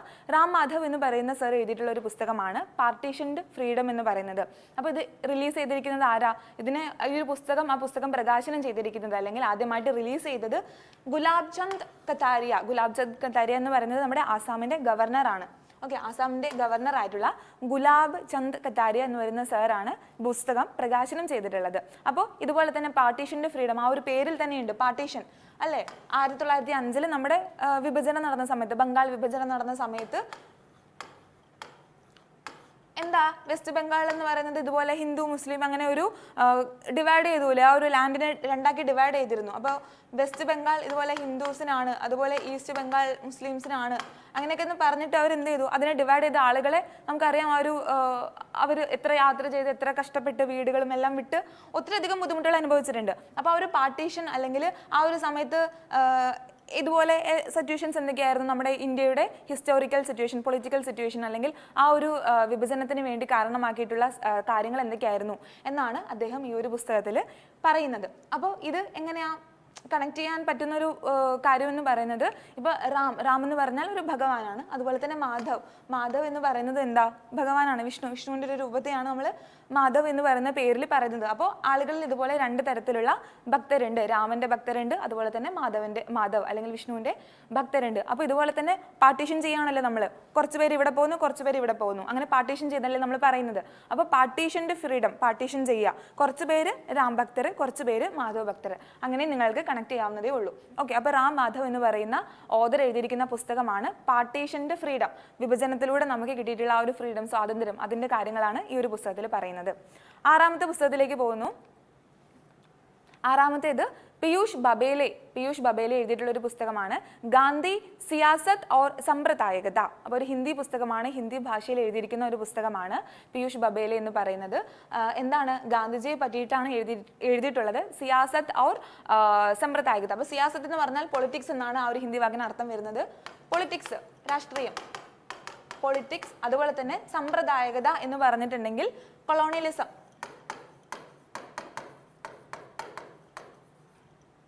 കൊളോണിയലിസം എന്നാണ് ആ ഒരു വാക്കിന് അർത്ഥം വരുന്നത്. അപ്പോൾ നമുക്കറിയാം, ഇന്ത്യ എന്ന് പറയുന്നത് ബ്രിട്ടീഷുകാരുടെ കോളനി ആയിരുന്നു. അപ്പോൾ കൊളോണിയലിസത്തിന്റെ ഒരു കാലഘട്ടം ഉണ്ടല്ലോ, കൊളോണിയൽ പീരീഡ് വരുന്നുണ്ട്. അപ്പോൾ ആ ഒരു പീരീഡ്, അതിനുശേഷം നമുക്ക് സ്വാതന്ത്ര്യം കിട്ടിക്കഴിഞ്ഞതിന് ശേഷമുള്ള ആ ഒരു പീരീഡ്, ആ ഒരു സമയത്തുള്ള ഇന്ത്യയുടെ ഇതുപോലെ തന്നെ ഹിസ്റ്റോറിക്കൽ അല്ലെങ്കിൽ നമ്മുടെ പൊളിറ്റിക്കൽ സിനാരിയോസ് എന്തൊക്കെയായിരുന്നു, പൊളിറ്റിക്സ് ആൻഡ് കൊളോണിയലിസം. അപ്പോൾ പോസ്റ്റ് കൊളോണിയലിസം അതുപോലെ കൊളോണിയലിസത്തിന്റെ ടൈം പീരീഡിലും ഇന്ത്യയുടെ മേജറായിട്ട് നടന്നിട്ടുള്ള ഇവല്യൂഷൻസ് അല്ലെങ്കിൽ റെവല്യൂഷൻസ് എന്തൊക്കെയാണ്, എന്തൊക്കെ കാര്യങ്ങൾ മാറ്റം വന്നിട്ടുണ്ട്, അല്ലെങ്കിൽ എന്തൊക്കെ കാര്യങ്ങളാണ് ഇതിന് ലീഡ് ചെയ്തത് തുടങ്ങിയ കാര്യങ്ങളാണ് പൊളിറ്റിക്കൽ സിനാരിയോ, പൊളിറ്റിക്കൽ ആ ഒരു പെർസ്പെക്റ്റീവിൽ നിന്നാണ് അദ്ദേഹം ഈ ഒരു പുസ്തകം രചിച്ചിട്ടുള്ളത്. അപ്പോൾ ഇദ്ദേഹം എന്ന് പറയുന്നത് എന്താ, ഇതുപോലെ ഒരു ഗാന്ധിജി അല്ലെങ്കിൽ ഒരു ഹിസ്റ്റോറിയൻ ആണ് ഈ പീയൂഷ് ബബേലെ എന്ന് പറയുന്ന സർ. അപ്പോൾ അദ്ദേഹത്തിൻ്റെ ഒരു പുസ്തകമാണ് ഗാന്ധി സിയാസത്ത് ഓർ സമ്പ്രദായകത എന്ന് പറയുന്ന പുസ്തകം. അപ്പോൾ ഇത് പഠിക്കാൻ പ്രത്യേകിച്ച് കോഡ് കിട്ടിയിട്ടില്ല, അപ്പോൾ നിങ്ങളിത് ഓർത്ത് വയ്ക്കാൻ നോക്കുക. അടുത്ത പുസ്തകത്തിലേക്കാണ് പോകുന്നത്. അടുത്തത് ഏഴാമത്തെ പുസ്തകം എന്ന് പറയുന്നത് സഞ്ജീവ് സന്യാൽ എഴുതിയിട്ടുള്ള ഒരു പുസ്തകമാണ്. ബുക്കിന്റെ പേര് റെവല്യൂഷണറീസ്. അപ്പോൾ റെവല്യൂഷണറീസ് എന്ന് പറയുന്നത് ഇതുപോലെ തന്നെ കണ്ടോ, the other story of how India won its freedom. India നമുക്ക് ഫ്രീഡം, സ്വാതന്ത്ര്യം കിട്ടിയത് എന്നുള്ളതിനെ പറ്റി, അതിൻ്റെ ഒരു മറുവശത്തെ പറ്റിയാണ് സഞ്ജീവ് സന്യാൽ എഴുതുന്നത്. ഇതുപോലെ തന്നെ ഒത്തിരി നമ്മുടെ ഇന്ത്യക്ക് സ്വാതന്ത്ര്യം കിട്ടിയതിനു ശേഷവും ഇന്ത്യയുടെ വിഭജനം കാരണമായിട്ടുള്ള ഒത്തിരി ഫാക്ടേഴ്സ് ഉണ്ട്. അതിന് പലരും കാരണമാണെന്ന് പല പാർട്ടികളും അല്ലെങ്കിൽ പല പൊളിറ്റിക്കൽ ഓർഗനൈസേഷൻസും ആരോപിച്ചിട്ടുണ്ട്. അങ്ങനെ ഒത്തിരി ചർച്ചകളൊക്കെ ആ സമയത്ത് നടന്നിട്ടുണ്ട്. അപ്പോൾ അതൊക്കെ മാറ്റി നിർത്തുകയാണെങ്കിൽ ഏതൊക്കെ കാര്യങ്ങളാണ്, ഫാക്ടേഴ്സ് ആണ് ഇന്ത്യയുടെ സ്വാതന്ത്ര്യത്തിന് വേണ്ടി ഹെൽപ്ഫുൾ ആയിട്ടുള്ളത് എന്നുള്ള കാര്യങ്ങളാണ് സഞ്ജീവ് സാന്യാൽ എന്ന് പറയുന്ന സാർ എഴുതിയിട്ടുള്ള റെവല്യൂഷണറീസ് എന്ന് പറയുന്ന പുസ്തകം. അപ്പോൾ ഇത് പഠിക്കാനുള്ള ഒരു, അപ്പോൾ പുസ്തകം എന്താ, അതിന്റെ കണ്ടന്റ് എന്താ, അതിനെപ്പറ്റി നിങ്ങൾ അറിയാം. നിങ്ങൾക്ക് എപ്പോഴും ബുക്ക്, അതിന്റെ ഓഥർ, ഇത്രയും കാര്യങ്ങളിൽ നിൽക്കും. പിന്നെ ചില പുസ്തകങ്ങളിൽ മാത്രം ആരാണ് റിലീസ് ചെയ്തത്, ഇതുപോലെ ഇപ്പം നമ്മൾ നേരത്തെ പറഞ്ഞു ആസാം ഗവർണർ അല്ലേ സർ റിലീസ് ചെയ്തിട്ടുള്ള പുസ്തകങ്ങൾ, അല്ലെങ്കിൽ എന്താ ഇതുപോലെ മേജർ വളരെ ഫേമസ് ആയിട്ടുള്ള ആളുകൾ പ്രസിദ്ധീകരിച്ചിട്ടുള്ള അല്ലെങ്കിൽ അങ്ങനെയുള്ള പുസ്തകങ്ങൾ ഇമ്പോർട്ടൻ്റ് ആണ്. അപ്പോൾ കണ്ടന്റിനെ പറ്റി നിങ്ങൾ വറി ചെയ്യേണ്ട കാര്യമില്ല. റവല്യൂഷണറി സഞ്ജീവ് സാന്യാൽ, അപ്പോൾ അതിലൊരു പേര് വരുന്നുണ്ട് സാന്യാൽ. സാന്യാൽ എന്ന് പറയുന്ന സമയത്ത് നമുക്ക് എങ്ങനെയൊക്കെ രണ്ട് തരത്തിൽ നമുക്ക് കണക്ട് ചെയ്യാം. ഒന്നുകിൽ നീലം സഞ്ജീവ് റെഡ്ഡി, നമ്മുടെ പ്രസിഡന്റ് ആയിരുന്നു, ഫോമർ പ്രസിഡന്റ് ആയിരുന്നു നീലം സഞ്ജീവ് റെഡ്ഡി എന്ന് പറയുന്നത്. സോ നമുക്ക് വേണമെങ്കിൽ അദ്ദേഹം ഒരു റെവല്യൂഷണറി ആയിരുന്നു അല്ലേ, വിപ്ലവം സൃഷ്ടിച്ചിട്ടുള്ള ഒരു വ്യക്തിത്വമാണ്. അപ്പം അങ്ങനെ വേണമെങ്കിൽ കണക്ട് ചെയ്യാം. അല്ലെങ്കിൽ എങ്ങനെ ചെയ്യാം, സാന്യാൾ എന്ന് പറയുമ്പോൾ ആ ഒരു സാന്യാൾ എന്ന് പറയുന്ന വാക്ക് സൈന നെഹ്വാൾ എന്നുള്ള രീതിയിൽ നമുക്ക് കണക്ട് ചെയ്യാൻ പറ്റുന്നില്ല. സാന്യാൾ എന്ന് പറയുമ്പോൾ സൈന നെഹ്വാൾ അല്ലെങ്കിൽ സാനിയ മിർസ. അപ്പോൾ എങ്ങനെ വേണമെങ്കിലും കണക്ട് ചെയ്യാം. അപ്പോൾ സൈന നെഹ്വാൾ എടുക്കുകയാണെങ്കിലും സാനിയ മിർസ എടുക്കുകയാണെങ്കിലും ഇതേപോലെ തന്നെ അവരുടേതായിട്ടുള്ള കരിയറിൽ അവർ വളരെയധികം വിപ്ലവം സൃഷ്ടിച്ചിട്ടുള്ള രണ്ട് വ്യക്തിത്വങ്ങളാണ്. അപ്പോൾ നമുക്ക് റെവല്യൂഷൻ അതല്ലേ, റെവല്യൂഷൻ വിപ്ലവം. അപ്പോൾ സാന്യാൾ എന്ന് പറയുന്ന വേർഡ് നമുക്ക് റെവല്യൂഷണറീസ് എന്ന് പറയുന്ന വേർഡുമായിട്ട് ഈസിലി അസോസിയേറ്റ് ചെയ്യാൻ പറ്റും. അപ്പോൾ 7ാമത്തെ പുസ്തകം എന്ന് പറയുന്നത് റെവല്യൂഷണറീസ് ബൈ സഞ്ജീവ് സാന്യാൾ. ഓക്കെ, അടുത്ത പുസ്തകത്തിലേക്ക് പോകുന്നു. 8ാമത്തെ പുസ്തകം പഠിക്കാനുള്ളത് ആശിഷ് കുന്ദ്ര. ആശിഷ് കുന്ദ്ര എന്ന് പറയുന്നത് ഒരു IAS, ഇന്ത്യൻ അഡ്മിനിസ്ട്രേറ്റീവ് സർവീസിൽ വിഭാഗത്തിൽ ജോലി ചെയ്യുന്ന നമ്മുടെ IAS ഓഫീസറാണ് ആശിഷ് കുന്ദ്ര എന്ന് പറയുന്ന sir. So he is an IAS officer. അദ്ദേഹം എഴുതിയിരിക്കുന്ന ഒരു പുസ്തകമാണ് a resurgent north east narratives of change. അപ്പോൾ നോർത്ത് ഈസ്റ്റിനെ പറ്റിയാണ് എഴുതിയിട്ടുള്ളത് അല്ലെ. നോർത്ത് ഈസ്റ്റ് എന്ന് പറയുമ്പോൾ അദ്ദേഹം അവിടെ ഒത്തിരി അധികം കാലം, ഒരു 6-7 വർഷത്തോളം അവിടെ നോർത്ത് ഈസ്റ്റിൻ്റെ ഉള്ളിൽ ഇതുപോലെ എന്താ പറയുക പല സ്റ്റേറ്റുകളിലായിട്ട് അദ്ദേഹം പ്രവർത്തിച്ചിട്ടുണ്ട്. അതുകൊണ്ട് തന്നെ അവിടെ വർക്ക് ചെയ്തിട്ടുള്ള ഒരാൾ, ജനങ്ങളുടെ ഇടയിൽ ഇറങ്ങി ചെന്ന് വർക്ക് ചെയ്തിട്ടുള്ള ഒരാൾ എന്നുള്ളത് കൊണ്ട് തന്നെ അദ്ദേഹത്തിന് ജനങ്ങളുടെ ബുദ്ധിമുട്ടുകൾ എന്തൊക്കെയാണ്, അല്ലെങ്കിൽ നോർത്ത് ഈസ്റ്റുകാർ കോമൺ ആയിട്ട് അനുഭവിക്കുന്ന പല സെക്ടറുകളിൽ അല്ലെ, ഇതുപോലെ തന്നെ നമ്മൾ എഡ്യൂക്കേഷൻ്റെ സെക്ടറിൽ അല്ലെങ്കിൽ സ്പോർട്സ്, നമുക്കറിയാം ഒത്തിരി സ്പോർട്സിന് അവിടെ വളരെ ഫേമസ് ആണ്. അല്ലെങ്കിൽ അവിടെയുള്ള ആളുകൾക്ക് ഓപ്പർച്യൂണിറ്റീസ് കിട്ടാത്ത ബുദ്ധിമുട്ടുകളാണ് വരുന്നത്. ഏത് സിനിമയിലായിരുന്നു എന്ന് ഓർമ്മയില്ല, പ്രിയങ്ക ചോപ്രയുടെ ഒരു സിനിമയുണ്ട് ഇതേപോലെ. അപ്പോൾ പുള്ളിക്കാരി ഇതേപോലെ എന്താ പറയുക, അവരുടെ ഉള്ള ഫേമസ് ആയിട്ടുള്ള സ്പോർട്സ് പേഴ്സണാലിറ്റീസ് നമുക്ക് ഒത്തിരി അധികം പല ഇന്റർനാഷണൽ ഇവന്റ്സിൽ നമുക്ക് മെഡലും അതുപോലെ തന്നെ ഒത്തിരി കാര്യങ്ങൾ ഇന്ത്യയെ പ്രൗഡ് ആക്കിയിട്ടുള്ള ഒത്തിരി പേരുണ്ടെങ്കിലും എന്താ കാരണം, അവിടെയുള്ള ആളുകൾക്ക് വേണ്ടത്ര എഡ്യൂക്കേഷൻ അല്ലെങ്കിൽ ഹെൽത്ത് സെക്ടറിൽ വേണ്ടത്ര പുരോഗമനം ഇല്ലാതിരിക്കുക, അതുപോലെ പോവർട്ടി അനുഭവിക്കുക. അഗ്രികൾച്ചറൽ ഇൻഡസ്ട്രീസ് ആണെങ്കിലും അതുപോലെ ഏതൊരു സെക്ടർ എടുത്താലും അതിലെല്ലാം അവർ കുറച്ചധികം ബുദ്ധിമുട്ടുകൾ അനുഭവിക്കുന്നുണ്ട് ബാക്കിയുള്ള ഇന്ത്യയിലെ ബാക്കിയുള്ള സ്റ്റേറ്റുകളെ അപേക്ഷിച്ച്. അപ്പോൾ അദ്ദേഹം അവിടെ വർക്ക് ചെയ്തിരുന്ന ഒരാളായിരുന്നു എന്നുള്ളത് കൊണ്ട് തന്നെ അതിനിടയിലുള്ള ജനങ്ങൾ അനുഭവിക്കുന്ന ബുദ്ധിമുട്ടുകൾ എന്തൊക്കെയാണ്, അല്ലെങ്കിൽ ഏതൊക്കെ തരത്തിലുള്ള പുരോഗമനങ്ങൾ, അല്ലെങ്കിൽ ഓൾറെഡി നമ്മുടെ ഇന്ത്യയിൽ അവൈലബിൾ ആയിട്ടുള്ള സർവീസസ്, നമ്മുടെ ഗവൺമെന്റ് പാസ്സാക്കിയിട്ടുള്ള ആക്ടുകൾ, അല്ലെങ്കിൽ അങ്ങനെയുള്ള കാര്യങ്ങളൊക്കെ എങ്ങനെ നമുക്ക് അവരിലേക്ക് എഫക്റ്റീവ്ലി എത്തിച്ച് കൊടുക്കാം എന്നുള്ളതിനെ പറ്റിയൊക്കെയാണ് അദ്ദേഹം ഈ ഒരു പുസ്തകത്തിൽ ഡിസ്കസ് ചെയ്യുന്നത്. A resurgent north east narratives of change എന്ന് പറയുന്നത്. ഓക്കെ, അടുത്ത പുസ്തകത്തിലേക്ക് പോകുന്നു. 9ാമത്തെ പുസ്തകം. അപ്പോൾ ഈ സിനിമയുടെ പേര് മേരി കോം ആയിരുന്നു കേട്ടോ. മേരി കോമിന്റെ ജീവചരിത്രത്തെ ആസ്പദമാക്കി പ്രിയങ്ക ചോപ്ര അഭിനയിച്ചിട്ടുള്ള ഒരു സിനിമയാണ് മേരി കോം എന്ന് പറയുന്നത്. അതിൽ വളരെ വ്യക്തമായിട്ട് അവിടെയുള്ള ആളുകളുടെ സ്പോർട്സിനോടുള്ള ഒരു എന്തൂസിയാസം, പാഷനൊക്കെ വളരെ വ്യക്തമായിട്ട് പോർട്രേ ചെയ്യുന്നുണ്ട് ആ ഒരു സിനിമയിൽ. അപ്പോൾ അങ്ങനെ നിങ്ങൾ കണക്ട് ചെയ്യാൻ നോക്കണം ആ ഒരു ബുക്ക് എന്ന് പറയുന്നത്. 9ാമത് നമുക്ക് പഠിക്കാനുള്ളത് professor KK Abdul Gaffar. Sir ഒരു മലയാളിയാണ്. സർ എഴുതിയിട്ടുള്ള ഒരു പുസ്തകമാണ്, മലയാള പുസ്തകമാണ്, മലയാളത്തിലാണ് എഴുതിയിട്ടുള്ളത്. ഞാൻ സാക്ഷി. അപ്പോൾ ഒരു ഓട്ടോബയോഗ്രഫിയാണ് ഇന്നത്തെ സെക്ഷനിൽ നമ്മൾ പഠിക്കുന്ന 3ാമത്തെ ഓട്ടോബയോഗ്രഫിയാണ് ഞാൻ സാക്ഷി എന്ന് പറയുന്ന പുസ്തകം. പ്രൊഫസർ KK അബ്ദുൾ ഗഫാർ എന്നാണ് സാറിൻ്റെ പേര് വരുന്നത്. ഇതിനെ കൂടുതൽ ഇമ്പോർട്ടൻ്റ് ആക്കുന്ന ഒരു ഫാക്ടർ എന്ന് പറയുന്നത് എന്താ, ആ ഒരു പുസ്തകം റിലീസ് ചെയ്തിട്ടുള്ളത് നമുക്ക് എല്ലാവർക്കും ഇഷ്ടമുള്ള MS ധോണി അല്ലേ, ധോണിയാണ് ഈ ഒരു പുസ്തകം റിലീസ് ചെയ്തിട്ടുള്ളത്. അപ്പോൾ ഈ ഒരു പുസ്തകത്തിൽ പറയുന്നത്, അതിൻ്റെ കണ്ടന്റ് എന്ന് പറയുന്നത് ഇതുപോലെ അടിയന്തരാവസ്ഥ കാലഘട്ടത്തിൽ 1976 ആ ഒരു കാലഘട്ടത്തിൽ P. രാജൻ എന്ന് പറയുന്ന ഒരു എഞ്ചിനീയറിംഗ് സ്റ്റുഡൻറ്റിനെ കാണാതാവുന്നു പെട്ടെന്ന്. കാലിക്കറ്റ് കോളേജിൽ പഠിച്ചതാ, REC കോളേജിൽ പഠിച്ചുകൊണ്ടിരുന്ന ഒരു വ്യക്തിയായിരുന്നു P. രാജൻ എന്ന് പറയുന്നത്. അപ്പോൾ പുള്ളിക്കാരൻ അവസാനമായി കണ്ടിട്ടുള്ള ഒരു വ്യക്തി എന്ന് പറയുന്നത് ഈ KK അബ്ദുൾ ഗഫാർ സാറാണ്. അപ്പോൾ സാറ് ആ ഒരു കാര്യങ്ങൾ, ആ ഒരു ഇൻസിഡൻറ്റിനെയൊക്കെ റീകോൾ ചെയ്തെടുക്കുന്ന ആ ഒരു അടിയന്തരാവസ്ഥ കാലഘട്ടം, ഒരാളെ കാണാതാവുന്നു, അവസാനം കണ്ട അതാണ് ഞാൻ സാക്ഷി എന്ന് പറയുന്ന ഒരു വാക്ക് വരുന്നത്. ഞാനാണ് അവസാനമായി കണ്ടിട്ടുള്ള സാക്ഷി എന്ന് പറയുന്നത്. അപ്പോൾ ആ ഒരു കാര്യങ്ങൾ, ആ ഒരു ഇവൻസിനെയൊക്കെ പറ്റി, ആ ഒരു കോർട്ട്, ട്രയൽ റൂം, ആ എല്ലാ കാര്യങ്ങളെയും പറ്റി ഇൻവെസ്റ്റിഗേഷൻ, അതിനൊക്കെ ആസ്പദമാക്കി എഴുതിയിട്ടുള്ള ഒരു പുസ്തകമാണ് ഞാൻ സാക്ഷി. അതൊരു ഓട്ടോബയോഗ്രഫിയാണ് സാറിൻ്റെ. അപ്പോൾ ഇതെങ്ങനെയാണ് നിങ്ങൾ കണക്ട് ചെയ്യാൻ പറ്റുന്നതെന്ന് പറഞ്ഞാൽ, ഇപ്പം നമ്മുടെ നാടോടിക്കാറ്റ് സിനിമയിൽ നമ്മുടെ മാമുക്കയ അല്ലേ, ഗഫൂർ കാ ദോസ്ത് ഗഫൂർ. അപ്പോൾ ഗഫാർ എന്ന് പറയുന്ന പേര് ഗഫൂറിനോട് സിമിലർ ആയിട്ട് തോന്നി, അതുകൊണ്ടാണ് ആ ഒരു എക്സാമ്പിൾ എടുക്കുന്നത്. അപ്പോൾ ഗഫൂർ കാ ദോസ്ത് എന്ന് പറയുന്ന ആ ഒരു ക്യാരക്ടർ, ഗഫൂർ എന്ന് പറയുന്ന ആ ഒരു ക്യാരക്ടർ, അപ്പോൾ എന്താ ഇതുപോലെ ദാസനും വിജയനും ചെയ്യുന്നതെല്ലാം ഗഫൂർക്ക് കാണുന്നുണ്ട്. എല്ലാത്തിനും ഞാൻ സാക്ഷിയാണ്, അങ്ങനെ നിങ്ങൾ ഓർത്ത് വെച്ചാൽ മതി. അപ്പോൾ ഗഫൂർക്ക് എല്ലാം കാണുന്നുണ്ട്, ഞാൻ സാക്ഷി എല്ലാം കാണുന്നുണ്ട്. അങ്ങനെ വേണമെങ്കിൽ ഓർത്തു വയ്ക്കാം.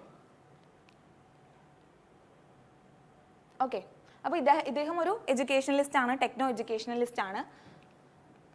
അടുത്തത് നമുക്ക് നോക്കാം 10ാമത്തെ പുസ്തകം. 10ാമത്തെ പുസ്തകം എന്ന് പറയുന്നത് മേഘ്നാഥ് ദേശായി എഴുതിയിട്ടുള്ള ഒരു പുസ്തകമാണ്.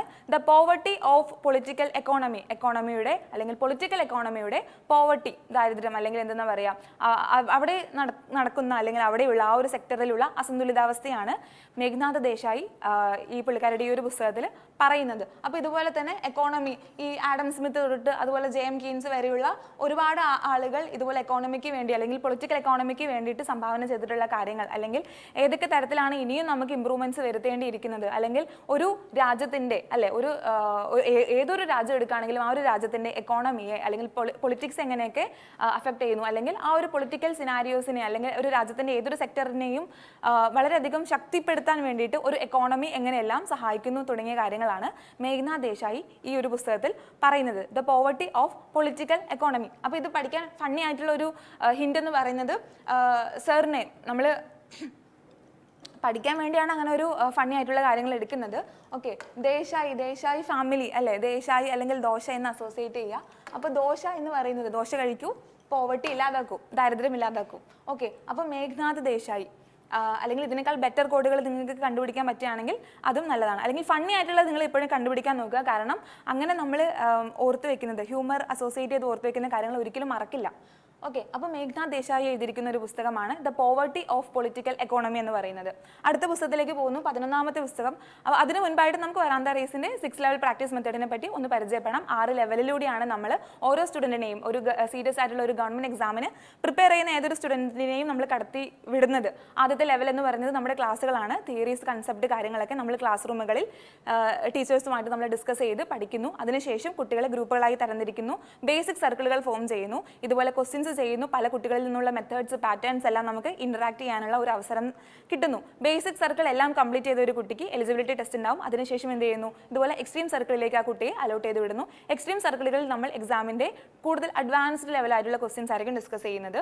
അതിനുശേഷമായിരിക്കും നമ്മൾ അപ്കമിംഗ് ആനുള്ള എക്സാമിനെ ഫോക്കസ് ചെയ്തുകൊണ്ട് ഏതെങ്കിലും ഇപ്പോൾ GD എക്സാം, CPO എക്സാം തുടങ്ങിയ SSCയുടെ എക്സാംസ് അല്ലെങ്കിൽ ബാങ്കിന്റെ എക്സാംസിനൊക്കെ നമ്മൾ ഫോക്കസ് ചെയ്തുകൊണ്ട് ഇതുപോലെ സൂപ്പർ ബാച്ചുകൾ ആരംഭിക്കുന്നു. സൂപ്പർ ബാച്ചുകൾക്ക് ശേഷം നമ്മൾ എന്ത് ചെയ്യുന്നു, ഇന്റൻസ് മോക്ക് സെക്ഷൻസ് പ്രൊവൈഡ് ചെയ്യുന്നതായിരിക്കും. ഇതുപോലെ ടൈം ബൗണ്ടഡ് ആയിട്ട് എങ്ങനെ ക്വസ്റ്റ്യൻസ് എഫക്റ്റീവ്ലി നമുക്ക് ചെയ്യാം, നമ്മൾ എവിടേക്കാണ് നമ്മളുടെ ലിമിറ്റേഷൻസ് വരുന്നത് എന്നുള്ളതെല്ലാം ഈ ഒരു 5ാമത്തെ ലെവലിലൂടെ നമുക്ക് മനസ്സിലാക്കാൻ സാധിക്കുന്നു. 6ാമത്തെ ലെവൽ എന്ന് പറയുന്നത് എന്താ? 6ാമത്തെ ലെവൽ എന്ന് പറയുന്നത് മോക്ക് ഇന്റർവ്യൂസ് ആണ്. ഈ Tier 1, Tier 2 എല്ലാം കംപ്ലീറ്റ് ചെയ്തിരുന്ന ഒരു കുട്ടിക്ക് ഇതുപോലെ എക്സാമിന്റെ ഒരു ഘട്ടത്തിൽ ഇതുപോലെ ഇന്റർവ്യൂ അറ്റൻഡ് ചെയ്യേണ്ടി വരികയാണെങ്കിൽ നമ്മൾ എന്ത് ചെയ്യുന്നു, വളരെ ഇന്റൻസ് ആയിട്ടുള്ള അതിന്റെ അതേ മോഡലായിട്ടുള്ള നമ്മൾ മോക്ക് ഇന്റർവ്യൂസ് നമ്മൾ നൽകുന്നതാണ്. അപ്പോൾ ഇതുപോലെ നമ്മുടെ വരാന്ത റേസിൽ അഡ്മിഷൻ എടുക്കാൻ അല്ലെങ്കിൽ നമ്മളോട് ഒരുമിച്ച് പഠിക്കാൻ താല്പര്യമുള്ള ഒരു കുട്ടിയാണെങ്കിൽ തീർച്ചയായിട്ടും ഈ കാണുന്ന 2 നമ്പറിലേക്ക് നിങ്ങൾക്ക് കോൺടാക്ട് ചെയ്യാവുന്നതാണ്. ഓഫ്ലൈൻ ബാച്ചസ് നമുക്ക് മൺഡേ ടു ഫ്രൈഡേയും സാറ്റർഡേ സൺഡേയും 2 തരത്തിലാണ് വരുന്നത്. അതുപോലെ ഓൺലൈൻ ബാച്ചസ് ആണ് നിങ്ങൾ പ്രിഫർ ചെയ്യുന്നത്, ജോലി ചെയ്യുന്നവരാണെങ്കിൽ ഈ നമ്പറിലേക്കും കോൺടാക്ട് ചെയ്യാവുന്നതാണ്. ഓക്കെ, അടുത്ത പുസ്തകത്തിലേക്ക് നമ്മൾ പോകുന്നു.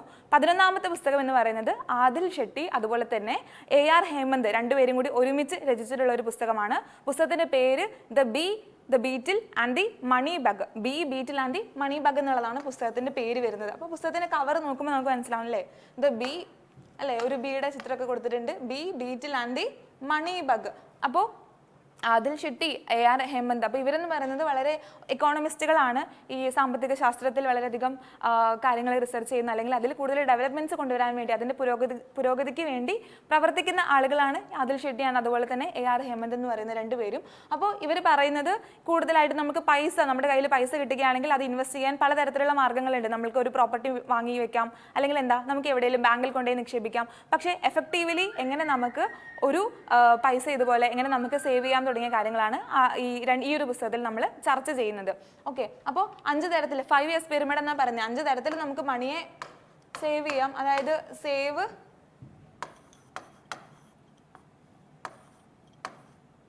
സ്ട്രെങ്തൻ,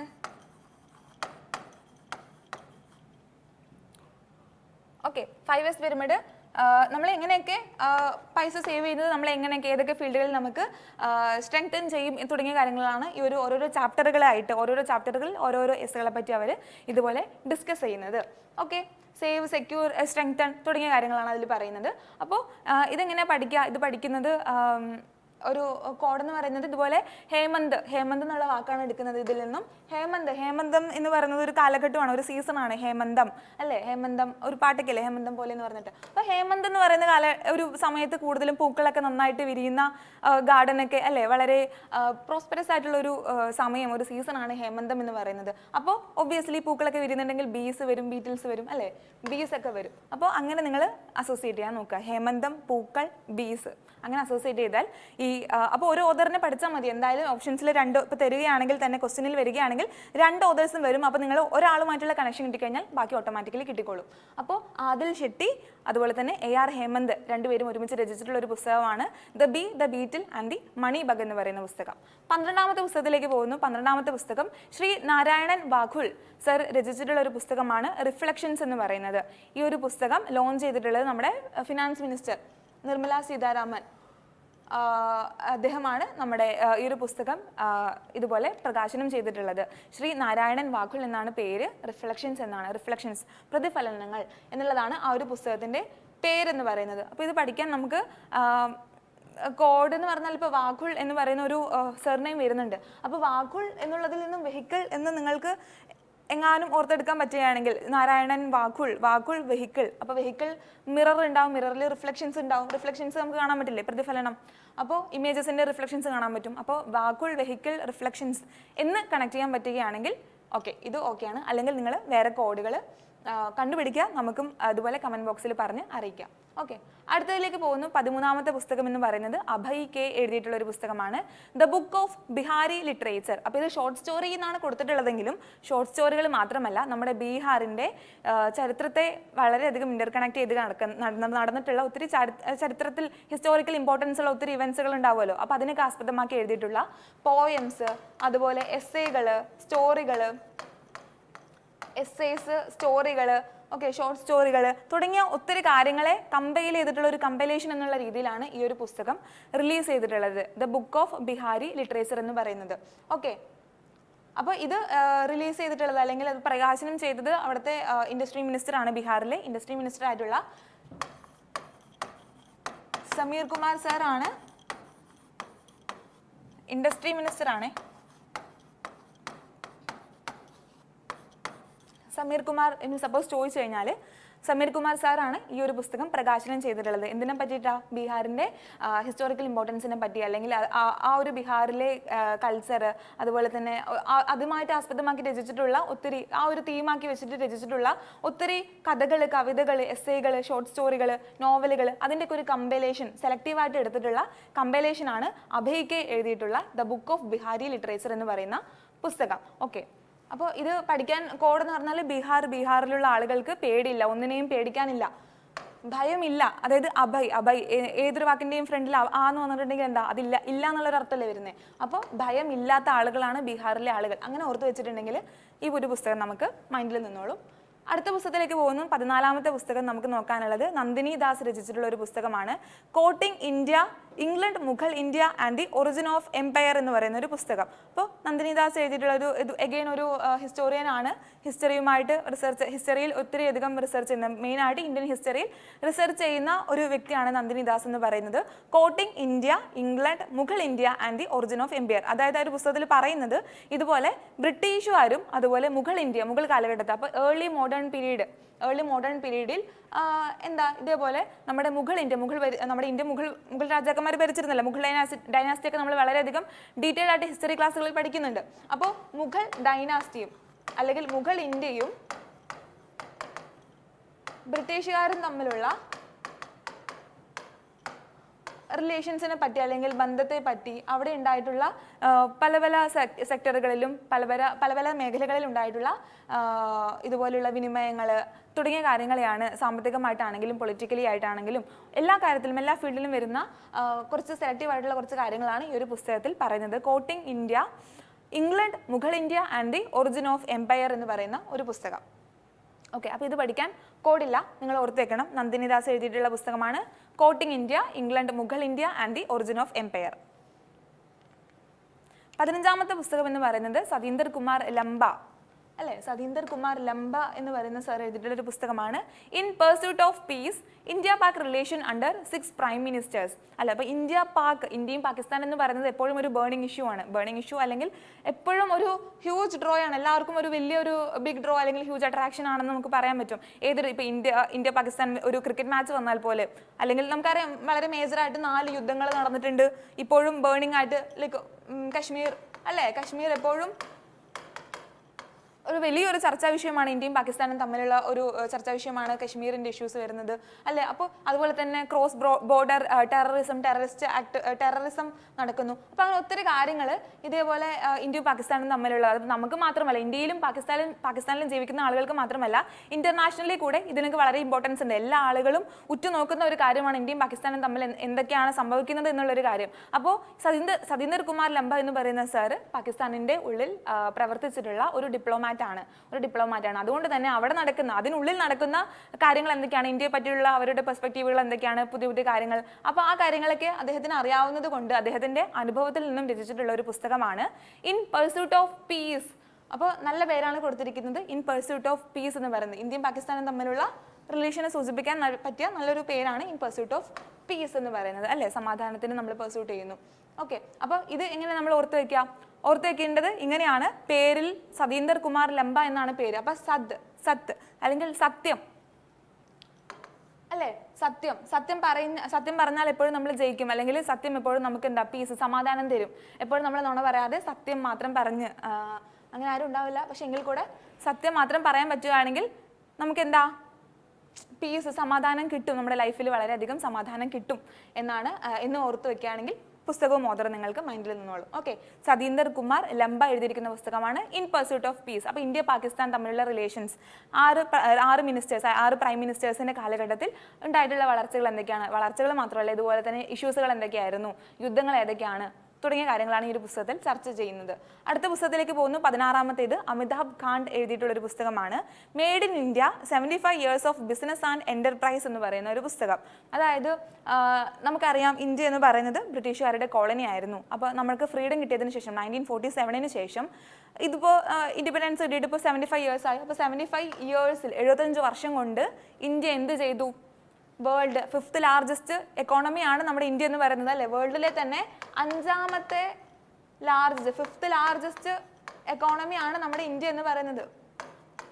അപ്പോൾ നമ്മളെ കോളനിയാക്കി വർഷങ്ങളോളം ഇതുപോലെ കഷ്ടപ്പെടുത്തിയിട്ടുള്ള ബ്രിട്ടീഷുകാരെ സർപ്പാസ് ചെയ്തിട്ടുണ്ട്, അല്ലെങ്കിൽ ബ്രിട്ടനെ സർപ്പാസ് ചെയ്തിട്ടുണ്ട്. അവരെ മറികടന്നിട്ടാണ് ലോകത്തിലെ 5th എക്കോണമി ആയിട്ട് നമ്മൾ ഇന്ത്യ ഇപ്പോഴും വളർന്നുകൊണ്ടിരിക്കുന്നു. നമ്മുടെ GDP ഗ്രോത്തുകളും കാര്യങ്ങളും പല റിപ്പോർട്ടുകൾ പ്രകാരം നമ്മുടെ ഗ്രോത്ത് കൂടുന്നു എന്നാണ് പറയുന്നത്. അപ്പോൾ നമ്മുടെ എക്കോണമി ഇതുപോലെ വളർന്നുകൊണ്ടിരിക്കുകയാണ്. അപ്പോൾ നമ്മുടെ റിസോഴ്സസ് എന്ന് പറയുന്നത് ഒബ്വിയസ്ലി നമ്മുടെ യൂത്ത് തന്നെയാണ്. അപ്പോൾ 5th ഈ ബ്രിട്ടനെ നമ്മളെ കോളനിയാക്കി ഭരിച്ചുകൊണ്ടിരുന്ന ബ്രിട്ടനെ മറികടന്നുകൊണ്ട് നമ്മൾ എന്തായി 5th ലാർജസ്റ്റ്, വേൾഡിലെ തന്നെ 5th ലാർജസ്റ്റ് എക്കോണമിയാക്കി വളർന്നു. അപ്പോൾ ആ ഒരു കാലഘട്ടം, ആ ഒരു 75 വർഷം സ്വാതന്ത്ര്യം കിട്ടിയതിന് ശേഷം ഒത്തിരി അഴിച്ചുപണികൾ നമ്മുടെ ഇന്ത്യയിൽ നമുക്ക് നടത്തേണ്ടി വന്നിട്ടുണ്ട്, ഒത്തിരി മേഖലകളിൽ. അപ്പോൾ ആ കാര്യങ്ങളെ പറ്റിയാണ് ഈ ഒരു പുസ്തകത്തിൽ അവർ ഡിസ്കസ് ചെയ്യുന്നത്. അമിതാഭ് കാന്ത് എന്ന് പറയുന്ന പുള്ളിക്കാരൻ എഴുതിയിട്ടുള്ള പുസ്തകമാണ് മെയ്ഡ് ഇൻ ഇന്ത്യ എന്ന് പറയുന്നത്. ഓക്കെ, അപ്പോൾ ഇന്ത്യയെ ഞാൻ കണ്ടു. കാണ്ട് എന്ന് പറയുമ്പോൾ കണ്ടു എന്ന് വേണമെങ്കിൽ ഓർക്കുകയാണെങ്കിൽ ഇന്ത്യയെ ഞാൻ കണ്ടു. ഏത് ഇന്ത്യയെ? കോളനിയാക്കി വെച്ചുകൊണ്ടിരുന്ന ഇന്ത്യയല്ല, ഇതുപോലെ വളർന്ന് ഇനിയധികം ഒത്തിരി അധികം ഉയരങ്ങൾ കീഴടക്കിക്കൊണ്ടിരിക്കുന്ന ഇന്ത്യ അല്ലെ. നമ്മുടെ സയൻസിന്റെ ഫീൽഡിലാണെങ്കിലും ഏത് ഫീൽഡിലാണെങ്കിലും നമ്മൾ പുരോഗമിച്ചുകൊണ്ടിരിക്കുകയാണ്, ഓരോ രാജ്യങ്ങളായി മറികടന്നുകൊണ്ടിരിക്കുകയാണ്. അപ്പോൾ ആ ഒരു ഇന്ത്യയെ ഞാൻ കണ്ടു, അങ്ങനെ ഓർത്ത് വയ്ക്കുകയാണെങ്കിൽ ഈ ഒരു പുസ്തകം നിങ്ങൾക്ക് ഓർമ്മയിൽ നിൽക്കും. അടുത്തത് നോക്കാനുള്ളത് 17ാമത്തെ പുസ്തകം ഫിറോസ് വരുൺ ഗാന്ധി ഫാമിലിയിൽ വരുന്നതാണ്. അപ്പോൾ ഫിറോസ് വരുൺ ഗാന്ധി നമ്മുടെ ഇന്ദിരാഗാന്ധിയുടെയൊക്കെ ഗ്രാൻഡ് സൺ ആയിട്ട് വരും. അപ്പോൾ പുള്ളിക്കാരൻ എഴുതിയിട്ടുള്ള ഒരു പുസ്തകമാണ്. അപ്പോൾ the Indian metropolis deconstructing India's urban spaces എന്ന് പറയുന്നത്. ഓക്കെ, അപ്പോൾ അർബനൈസേഷൻ, നഗരവത്കരണത്തിന്റെ ഭാഗമായിട്ട് ഇന്ത്യയിൽ ഏതൊക്കെ തരത്തിലുള്ള ഇന്ത്യയിൽ വന്നിട്ടുള്ള ചേഞ്ചസ് എന്തൊക്കെയാണ് തുടങ്ങിയ കാര്യങ്ങളാണ് ഈ ഒരു കാര്യത്തിൽ. ഓക്കെ, അപ്പോൾ നമ്മൾ എഡ്യൂക്കേഷൻ, ഇതുപോലെ തന്നെ എഡ്യൂക്കേഷൻ അല്ലെങ്കിൽ ഹെൽത്ത് സെക്ടർ, ഫിനാൻസ് സെക്ടർ, അതുപോലെ മറ്റു പല സെക്ടറുകളും നമ്മുടെ ഒരു രാജ്യത്തിന്റെ എക്കോണമി അല്ലെങ്കിൽ രാജ്യത്തിന് വളരെയധികം ഇമ്പോർട്ടൻ്റ് ആയിട്ടുള്ള ഒത്തിരിയധികം ഫീൽഡുകൾ വരുന്നില്ലേ. അപ്പോൾ ആ ഒരു നഗരവൽക്കരണത്തിന്റെ ഭാഗമായിട്ട് ഈ ഫീൽഡുകളിൽ വന്നിട്ടുള്ള മാറ്റങ്ങൾ എന്തൊക്കെയാണെന്നാണ് ഫിറോസ് വരുൺ ഗാന്ധി ഈ ഒരു പുസ്തകത്തിൽ പറയുന്നത്. പുള്ളിക്കാരൻ ഒരു പൊളിറ്റീഷ്യൻ ആണ്. അപ്പോൾ ഇത് ഓർത്ത് വെക്കാനുള്ള കോഡ് എന്ന് പറയുന്നത് ഫിറോസ് ഖാൻ എല്ലാവർക്കും അറിയുമെന്ന് വിചാരിക്കുന്നു. ഫുഡൊക്കെ ഉണ്ടാക്കുന്ന വ്ളോഗൊക്കെ ചെയ്യുന്ന ഒരാളാണ് ഫിറോസ് എന്ന് പറയുന്നത്. അപ്പോൾ ഫിറോസ് എന്ത് ചെയ്യുന്നു? മെട്രോയിൽ ഇരുന്നിട്ട് ഫുഡ് ഉണ്ടാക്കുന്നു. ഫിറോസിക്ക മെട്രോയിലിരുന്ന് ഫുഡ് ഉണ്ടാക്കുകയാണെന്ന് ഓർത്തിട്ടുണ്ടെങ്കിൽ നിങ്ങൾക്ക് പെട്ടെന്ന് ഫിറോസ് വരുൺ ഗാന്ധി മെട്രോപോളിസ്, ആ ഒരു 2 വാക്ക് കിട്ടിയാൽ നമുക്ക് പെട്ടെന്ന് ക്യാച്ച് ചെയ്യാൻ പറ്റും. ഓക്കെ, അടുത്ത പുസ്തകത്തിലേക്ക് പോകുന്നു. 18ാമത്തെ പുസ്തകം നമുക്ക് നോക്കാനുള്ളത് നമുക്ക് പരിചിതമായിട്ടുള്ള ഒരു മുഖമാണ്. KK ശൈലജ എഴുതിയിട്ടുള്ള ഒരു പുസ്തകമാണ് my life as a comrade. Okay, my life as a comrade. അപ്പോൾ അദ്ദേഹത്തിൻ്റെ ഒരു ഓട്ടോബയോഗ്രഫി എന്നുള്ള രീതിയിലാണ് ഇത് വന്നിട്ടുള്ളത്. അനുഭവങ്ങളാണ്. ഒരു കണ്ണൂരിലെ ഒരു സാധാരണ കുടുംബത്തിൽ ജനിച്ചുകൊണ്ട് എങ്ങനെയൊക്കെയാണ് ഒരു പ്രസ്ഥാനത്തിൻ്റെ ഇത്രയധികം ഇമ്പോർട്ടൻ്റ് ആയിട്ടുള്ള, അല്ലെങ്കിൽ എന്താ നമ്മുടെ സ്റ്റേറ്റ് ഗവൺമെൻറ്റിൻ്റെ തന്നെ ക്യാബിനറ്റ് പൊസിഷൻ, മന്ത്രിയായിരുന്നു, നമ്മുടെ ഫോർമർ ഹെൽത്ത് മിനിസ്റ്ററാണ് KK ശൈലജ എന്ന് പറയുന്നത്. അപ്പോൾ നമുക്കറിയാം പുള്ളിക്കാരിയുടെ എങ്ങനെയാണ് പ്രവർത്തിക്കുന്ന രീതികൾ, അല്ലെ എത്ര എഫക്റ്റീവായിട്ടാണ് കാര്യങ്ങൾ ചെയ്തുകൊണ്ടിരുന്നത് എന്നുള്ളത്. അപ്പോൾ അദ്ദേഹത്തിൻ്റെ ഒരു ജീവിതത്തിൻ്റെ കാലഘട്ടങ്ങളെ പറ്റി, ചെറിയ കാലഘട്ടം തൊട്ടിട്ട് ഫാമിലി ബാക്ക്ഗ്രൗണ്ട്, അതുപോലെ തന്നെ എഡ്യൂക്കേഷൻ എങ്ങനെയായിരുന്നു തുടങ്ങിയ കാര്യങ്ങൾ, എങ്ങനെ പ്രസ്ഥാനത്തിലേക്ക് എത്തിപ്പെട്ടു തുടങ്ങിയ കാര്യങ്ങളാണ് ഈ ഒരു പുസ്തകത്തിൽ പറയുന്നത്. My life as a comrade. So comrade ആണെന്നറിയാം KK ശൈലജ, നമുക്ക് പരിചിതമായതുകൊണ്ട് നമുക്കതിന് കോഡ് വേണമെന്ന് എനിക്ക് തോന്നുന്നില്ല. ഇത് ഓതർ ചെയ്തിട്ടുള്ളത്, ഒരുമിച്ച് രചിച്ചിട്ടുള്ളത് ആരാന്ന് വെച്ചിട്ടുണ്ടെങ്കിൽ മഞ്ജു സാറ രാജൻ എന്ന് പറയുന്ന വ്യക്തിയാണ് ഓതറായിട്ട് ഉള്ളത്, അല്ലെങ്കിൽ പുള്ളിക്കാരിയാണ് ഇത് എഴുതിയിട്ടുള്ളത്. ഓക്കെ, അടുത്തതിലേക്ക് പോകുന്നു. 19ാമത് നമുക്ക് നോക്കാനുള്ളത് ശാന്തനു ഗുപ്ത എഴുതിയിട്ടുള്ള ഒരു പുസ്തകമാണ് അജയ് ടു യോഗി ആദിത്യനാഥ്. നമ്മുടെ UP-യുടെ ചീഫ് മിനിസ്റ്റർ ആണ് യോഗി ആദിത്യനാഥ് എന്ന് പറയുന്നത്. അജയിൽ നിന്നും യോഗി ആദിത്യനാഥിലേക്കുള്ള വളർച്ച, അല്ലെങ്കിൽ അദ്ദേഹത്തിന്റെ ജീവിതത്തെ പറ്റി തന്നെയാണ് ഇത് പറഞ്ഞിട്ടുള്ളത്. അപ്പോൾ പുള്ളിക്കാരൻ ഇതുപോലെ എന്താ സാധാരണ ഒരു കുടുംബത്തിൽ ജനിച്ച് എങ്ങനെയാണ് ഈ ഒരു മോങ്ക് ആയത്, അല്ലെങ്കിൽ അല്ലെ യോഗി ആയത്, അല്ലെങ്കിൽ എങ്ങനെയാണ് ചീഫ് മിനിസ്റ്റർ ആയത്, അത്രയും ഒരു വളർച്ചയിലേക്ക് അദ്ദേഹം എങ്ങനെ എത്തി തുടങ്ങിയ അദ്ദേഹത്തിന്റെ ലൈഫ് പാത്ത്, ജേർണി, അദ്ദേഹം ഫോളോ ചെയ്യുന്ന പ്രിൻസിപ്പിൾസ്, മോറൽ വാല്യൂസ് തുടങ്ങിയ പുസ്തകങ്ങളാണ് ഇതിൽ ചർച്ച ചെയ്യുന്നത്. ഇതുപോലെ ഒരു കാർട്ടൂൺ ബുക്കായിട്ട്, അല്ലെങ്കിൽ കാർട്ടൂൺ സ്റ്റോറി എന്നുള്ള രീതിയിലാണ്, കാർട്ടൂൺ നമുക്ക് കണ്ടറിയാം ഒരു കാർട്ടൂൺ എന്നുള്ള രീതിയിലാണ് ഇത് ചെയ്തിട്ടുള്ളത്. കൂടുതലും സ്റ്റുഡൻസിനെ, ചെറിയ സ്കൂളുകളിൽ പഠിക്കുന്ന സ്റ്റുഡൻസിനെ കേന്ദ്രീകരിച്ചുകൊണ്ടാണ് ഈ ഒരു പുസ്തകം ഇവർ രചിച്ചിട്ടുള്ളത്. ഏകദേശം UP-യിലെ 51ഓളം സ്കൂളുകളിൽ സ്റ്റുഡൻസിന് ഇത് അവർ വിതരണം ചെയ്തിരുന്നു, അദ്ദേഹത്തിന്റെ ജീവിതത്തെ പറ്റിയൊക്കെ കൂടുതൽ മനസ്സിലാക്കുന്നതിന് വേണ്ടിയിട്ട്. അപ്പോൾ അജയിൽ നിന്നും യോഗി ആദിത്യനാഥിലേക്കുള്ള ഒരു വളർച്ച, ഒരു ട്രാൻസ്ഫോർമേഷൻ, അല്ലെങ്കിൽ ഒരു ട്രാൻസിഷൻ പീരീഡ് എങ്ങനെയായിരുന്നു എന്നുള്ളതാണ് ശാന്തനു ഗുപ്ത പറയുന്നത്. അപ്പോൾ ഇതെങ്ങനെ ഓർത്ത് വെക്കാനുള്ള കോഡ് എന്ന് പറയുന്നത് ശാന്തനു ഗുപ്ത, ശാന്ത് അല്ലെ, ശാന്ത് എന്ന് പറഞ്ഞാൽ വളരെ ശാന്തി, സമാധാനം, പീസ് അല്ലെ. അപ്പോൾ യോഗി എന്നുള്ള വാക്ക്, യോഗി എന്ന് പറയുന്നത് എപ്പോഴും സന്യാസി അല്ലെങ്കിൽ മോങ്ക് എന്ന് പറയുന്നത് എപ്പോഴും ഇതുപോലെ പീസ് ലവിങ് ആയിട്ടുള്ള സമാധാനം, അല്ലെങ്കിൽ ഇന്നർ പീസ്, അവനവനിൽ തന്നെ സമാധാനം കണ്ടുപിടിക്കുന്ന ആളുകളല്ലേ. അപ്പോൾ ഇതേപോലെ യോഗി ആൻഡ് ശാന്ത്, ഇതുപോലെ ശാന്ത് അല്ലെങ്കിൽ സമാധാനം, ഈ രണ്ട് വാക്കുകൾ നിങ്ങൾ കണക്ട് ചെയ്യാൻ നോക്കുക. ഡിഫിക്കൽട്ട് അല്ലായിരിക്കും എന്ന് വിചാരിക്കുന്നു. അടുത്തത് നമ്മൾ ഈ ഒരു സെക്ഷനിലെ അവസാനത്തെ പുസ്തകത്തിലേക്കാണ് പോകുന്നത്. 20ാമത്തെ പുസ്തകം TN ശേഷൻ എഴുതിയിട്ടുള്ള ഒരു പുസ്തകമാണ് through the broken glass and autobiography. Again ഒരു ഓട്ടോബയോഗ്രഫിയാണ്. അപ്പോൾ ഇന്നത്തെ സെക്ഷനിൽ മൊത്തം എത്ര ഓട്ടോബയോഗ്രഫി പഠിച്ചു? 5 എണ്ണം. KK ശൈലജയുടെയും കൂടി ഉൾപ്പെടെ 5 ഓട്ടോബയോഗ്രഫി പഠിച്ചു. അത് സെപ്പറേറ്റ് ലിസ്റ്റ് ഉണ്ടാക്കി നിങ്ങൾ പഠിക്കണം. അപ്പോൾ TN ശേഷൻ എന്ന് പറയുന്നത് നമുക്കറിയാം എന്താ, നമ്മുടെ ഫോർമർ ചീഫ് ഇലക്ഷൻ കമ്മീഷണറായിരുന്നു, ചീഫ് ഇലക്ഷൻ കമ്മീഷണറായിരുന്നു TN ശേഷൻ. അപ്പോൾ അദ്ദേഹം 2019 മരണപ്പെടുന്നത്. 2019 ശേഷം ഏകദേശം ഒരു ആഫ്റ്റർ 4 years അല്ലേ, നമ്മൾ 2023 കറണ്ട് അഫയേഴ്സാണ് പഠിക്കുന്നത്. അപ്പോൾ 4 വർഷത്തിന് ശേഷം 2023 ഇതേപോലെ ഇദ്ദേഹം നമ്മൾ ഇത് പ്രസിദ്ധീകരിക്കുന്നത്. ഓക്കെ, അപ്പോൾ 2019 മരിച്ചെങ്കിലും ഇതുപോലെ 2023 ഈ ഒരു പുസ്തകം ഓട്ടോബയോഗ്രഫി നമ്മൾ ഇതുപോലെ പ്രസിദ്ധീകരിക്കുന്നത്. എന്താണ് പേര് ഒന്നുകൂടി നമുക്ക് നോക്കാം. Through the broken glass and autobiography എന്നുള്ളതാണ് പേര്. അപ്പോൾ ഇത് ഓർത്ത് വെക്കാൻ കോഡൊന്നുമില്ല. നിങ്ങൾക്കൊരു സിനിമ ഓർമ്മയുണ്ടെങ്കിൽ വേണമെങ്കിൽ ഓർത്ത് വെക്കാം. ശേഷം സ്ക്രീനിൽ എന്ന് പറഞ്ഞൊരു സിനിമ ഉണ്ടായിരുന്നു. അപ്പോൾ ശേഷം എന്നുള്ളതിൽ നിന്ന് ശേഷൻ എന്നുള്ള വാക്ക് കിട്ടും. സ്ക്രീൻ എന്ന് പറഞ്ഞിട്ടുണ്ടെങ്കിൽ സ്ക്രീൻ എങ്ങനെയുള്ള സ്ക്രീനാ? പൊട്ടിയ സ്ക്രീൻ അല്ലെങ്കിൽ ബ്രോക്കൺ ഗ്ലാസ് അങ്ങനെ വേണമെങ്കിൽ ഓർത്ത് വെക്കാം പറ്റുമെങ്കിൽ. അല്ലെങ്കിൽ നല്ല കോഡുകൾ ഉണ്ടെങ്കിൽ കമൻറ്റ് ചെയ്യാം. ഓക്കെ, അപ്പോൾ ഇതായിരുന്നു ഇന്നത്തെ സെക്ഷനിലെ 20ാമത്തെ പുസ്തകം എന്ന് പറയുന്നത്. അപ്പോൾ ഇതോടുകൂടി ഇന്നത്തെ സെക്ഷൻ ഇവിടെ അവസാനിക്കുകയാണ്. പക്ഷേ books and authors 2023 books and authors ഇവിടെ അവസാനിക്കുന്നില്ല. അടുത്ത സെക്ഷനിൽ ഞാൻ വീണ്ടും വരുന്നതായിരിക്കും. അതുവരെ ഈ ഒരു 40 നമ്മളിപ്പോൾ 40 ഓതേഴ്സും 40 ബുക്സും കവർ ചെയ്തിട്ടുണ്ട്. അത് വളരെ വൃത്തിയായിട്ട് പഠിക്കുക. ഓട്ടോബയോഗ്രഫി കാറ്റഗറിയിൽ വരുന്നത് ഏതൊക്കെയാണ്, നോവൽ കാറ്റഗറി, അതുപോലെ തന്നെ ഫേമസ് ആയിട്ടുള്ള ആളുകൾ റിലീസ് ചെയ്തിട്ടുള്ള പുസ്തകങ്ങൾ ഏതൊക്കെയാണെന്നൊക്കെ വളരെയധികം നന്നായിട്ട് തന്നെ നിങ്ങൾ പഠിക്കുക. ഡെയിലി റിവൈസ് ചെയ്യുക, മെമ്മറിയിൽ വെക്കുക. അപ്പോൾ ഇതോടുകൂടി ഇന്നത്തെ സെക്ഷൻ ഇവിടെ അവസാനിക്കുന്നു. എല്ലാവരും നന്നായിട്ട് പഠിക്കുക. അടുത്ത സെക്ഷനിൽ നമുക്ക് വീണ്ടും കാണാം. താങ്ക്